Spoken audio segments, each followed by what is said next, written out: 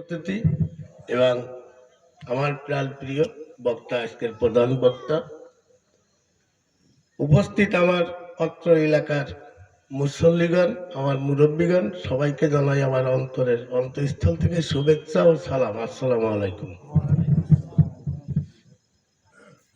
আজকে রাজনীতি প্রেক্ষাপট পরিবর্তন, ছাত্র আন্দোলনের মাধ্যমে বাংলাদেশে যে আন্দোলন ছাত্ররা করেছে, বাংলাদেশের দ্বিতীয় স্বাধীনতা অর্জন করেছেন।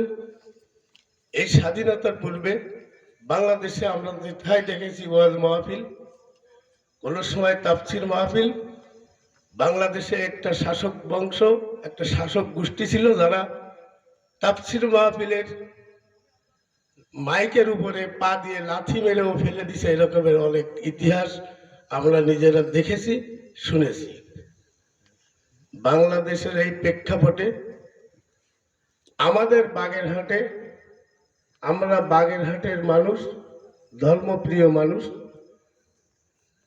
আমরা যেথায় যেথায় ধর্মীয় অনুষ্ঠান যে জায়গায় আয়োজন করবেন, আমি এবং আমাদের এলাকাবাসী এই ধর্মীয় অনুষ্ঠানের সার্বিক সহযোগিতা করব, এই আশা ব্যক্ত করে আপনাদের সকলের দোয়া কামনা করে আমি আমার সংক্ষিপ্ত বক্তব্য শেষ করছি।